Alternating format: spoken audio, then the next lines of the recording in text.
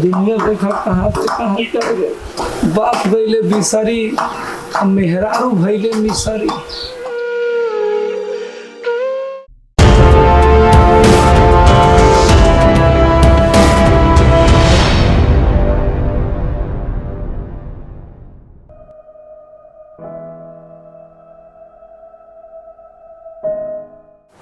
ये तो धोती में पेशाब हो गए।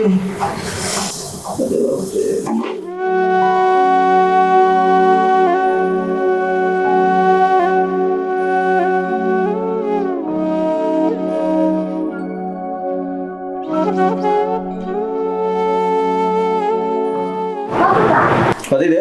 दाद होते मुतले काम के ना काज के दुश्मन अनाज के तू ना चुप रहा बाबू।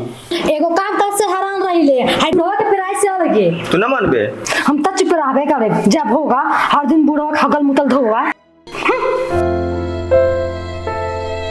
ई बुढ़वा से तो हम हराने रहिले हम। मुंह में घाव है के मुंह से निकल पेशाब लागल बाके सब बिछौना खराब कर देला। चलो उठा बोला से न भेल ना उतरा सीधो।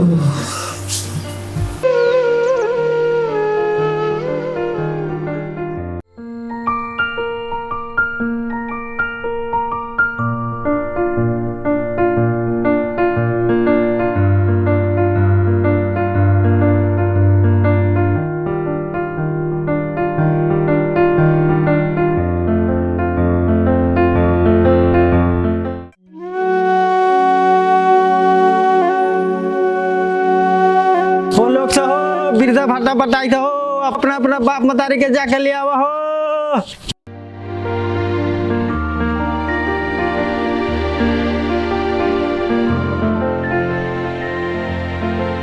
राम हो राम, जल्दी उठा लो हो राम। बाबूजी अपने से तो हमने सब बारे अपने ना रहती तो हमने ना घर के रहती ना घाट के। बाबूजी अपने लिए के चलते तो ये पूरा घर दुआर बा। बाबूजी अपने ना खीर बना दो ना काहेला हैरान होए छोड़ तो ना बनावा। इमे हराने वाला कौन बात बा। रुके हम बना के लेके आवा था।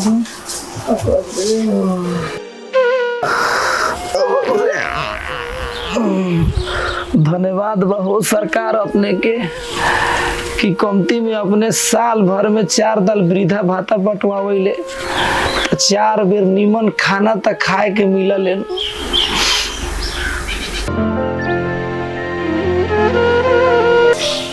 आज नौकरी बना जाए बुढ़वा के लेके जाए या वृद्धा भाता लेके आए। ठीक बा रे।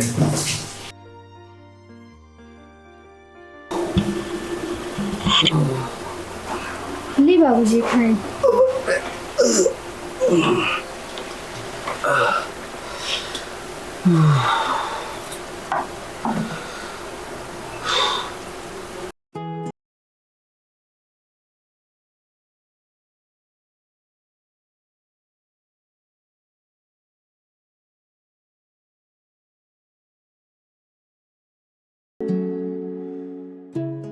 खा के का बड़ा पेना था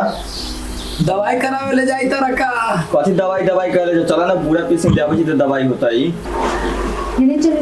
बात करें। एक तो लिया पूरा पेंसिल से ओकर दवाई कराइबे ओसे हम अपन हंसुली किदा हंसुली। ए चुप ना पहले पूरा पीस के मिले ना दे तू हंसुली गोराई काना के सब कुछ किनिए बुढ़वा के एगो दर्द के बटन किन देबे सब ठीक हो जाते। ठीक बा जल्दी जाओ। ठीक बा है।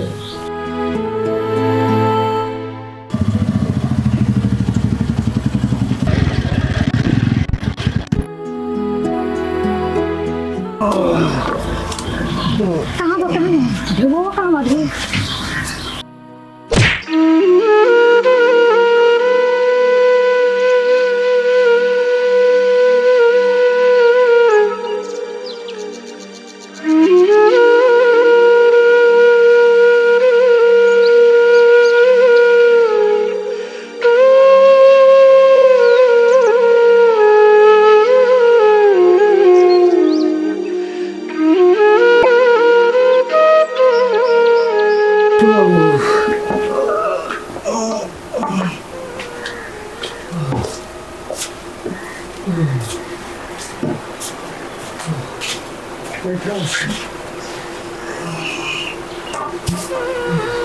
जैसे बुढ़वा के मारे गिरा दिलिए गए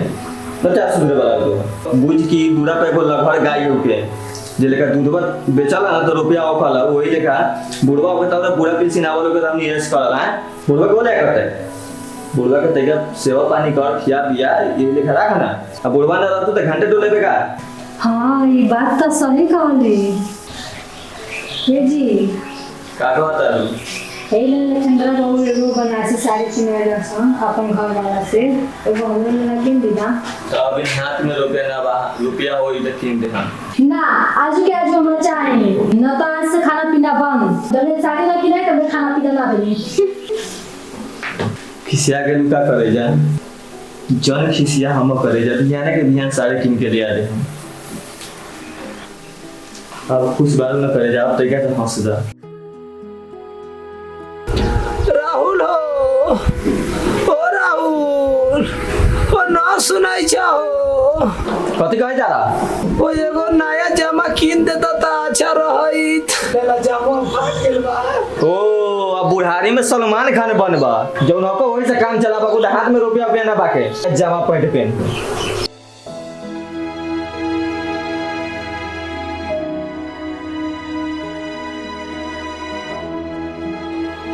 ओ राहुल के कनिया ओ ना सुनाई चाहो कथी ना चीज आई छी दवाई खाए के समय हो गेल बा तका दवाइया ले आ ना दो आ तेल में लहसुन ध के तका गरमा के ले आइया हई टाड़वा बड़ी कस के दुखाइता आ जब रातू गमछावा में भूमेटी हो गए रहे वो गमछावा के फींच फाच के साफ सुथरा कर दिया ओ बाप रे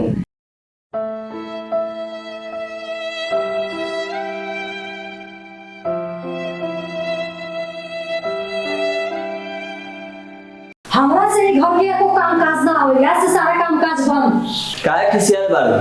खिसियाई ना तो कथी कर खिसियाबे कर भी कुछ कहबो कर हमरा से बुढ़वा के हगल मुतल साफ ना होई किदो देह में तेल मार दा तेल गरमा के ले आवा सुतले सुतले देह दुखाइता बुझाता दोसरा के घर में बूढ़े बुढ़ान ना है हमार नसीब फूटल है कि ढान उबरा के खानदान में हमार शादी हो गई इस सब दो सब पेट भरो चीज के बाद ना जाने कथी देख के कोरिया के घर में शादी करा देला नैहर में रही तो अपन पापा के एक छिपा खाए ना दे नैहर में हम अपने मम्मी पापा के परी रही यहाँ आके के नौकरनी बनल छी एगो बात कान खोल के सुन लू अभी के अभी बुढ़वा के कौनो वृद्धा आश्रम में ले जाके रख दू के तू पागल हो गल बारे का गांव समाज के लोग हमरा कथी कही हम कभी भी बाबू के वृद्धा आश्रम में ना रख सकै छी तो ठीक बा आजू से बुढ़वा के हमरा से सेवा सत्कार ना होई आ एगो बात कान खोल के सुन लू कि ताई घर में बुढ़वा रही कि तो हम रही बुढ़वा ही घर में रही तो हम ना आ हम रहे तो बुढ़वा ना अगर तोरा बुढ़वे जोरे रहे के बाद हम आजे जाय छी नहीं यार तोरा इज्जत के डर बा तो तू बुढ़वा के हगल मुतल साफ कर हमरा से ना होई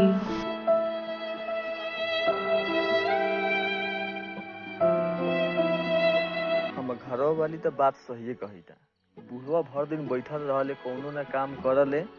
हमनियों के एकरे में पेरार रहिले भर दिन सही बात कही था ले जाके बुढ़वा के वृद्धा आश्रम में राखिए देवे के पड़ी करे जा खिसिया गेल बा हटो अभी बात तो सही कही जा बुढ़वा के कोनो बढ़िया वृद्धा आश्रम में खोज के कर दी जाए ओकरा से हम बहुत परेशान हो गेल बानी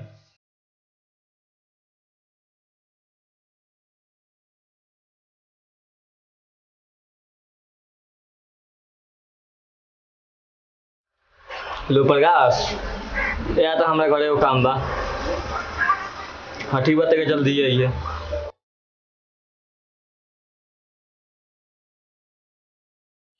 बाबू बाबू आई उठा कपड़ा पहना था दवाई करावे ले जाई तरह का हाँ तो डराव में जरा तो ओके दवाई करा ले चली चलो उठा अच्छा चलो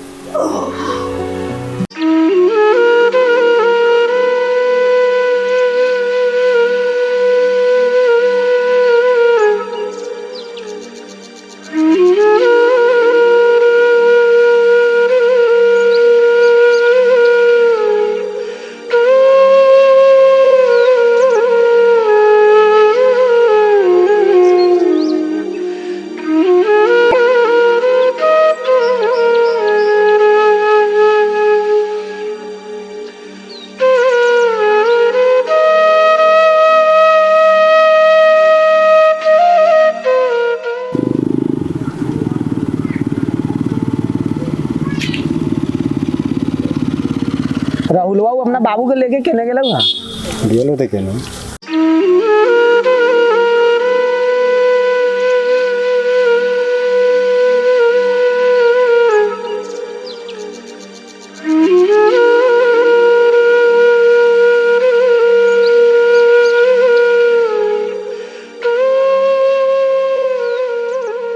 कहाँ ले आला हॉस्पिटल लेखा न बुझाई तो। हाँ ये हॉस्पिटल ना के वृद्धा आश्रम है के तोरा सब कुछ ये मिलता खाए ला ओढ़े ला कपड़ा उपड़ा सब कुछ तो सब सुविधा यही में मिलता तोरा।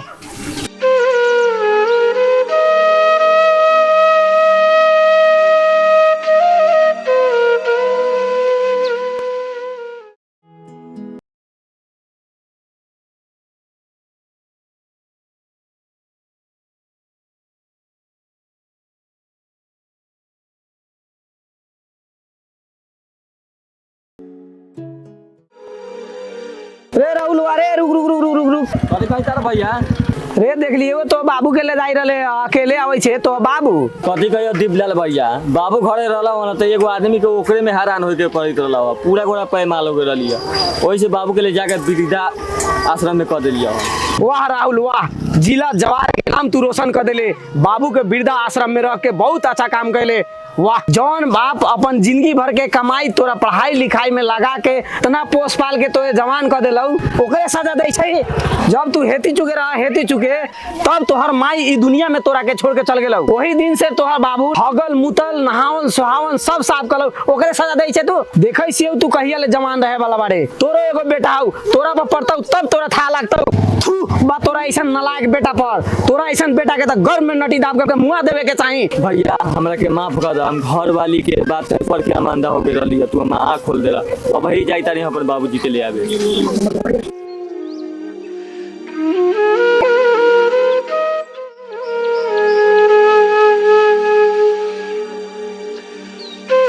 आ गेला हाँ पापा हमरा के माफ कर दो चलो तो ये जगह एला ना बतो जगह घरे बाटे ना हमरा यही में रहे था ना चला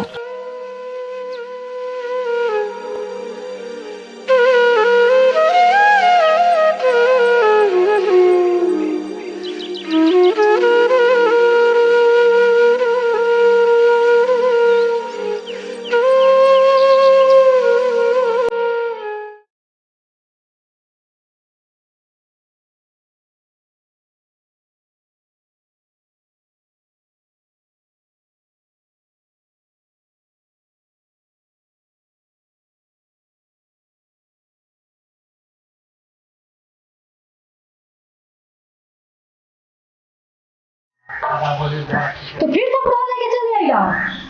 सफा चुप एकरा के एगो शब्द बोले सब 10 जूता मारम बाबूजी के चलते ही सब धन दौलत बाके घर बाके बाबू रही वृद्धाश्रम में तू रहे घर में बाबू माई देवता के रूप हो गए तू वृद्धाश्रम में रखवा के तो हमसे पाप करवाइत रहले हा हमरा के माफ कर दी बाबूजी आज से ऐसा गलती ना होई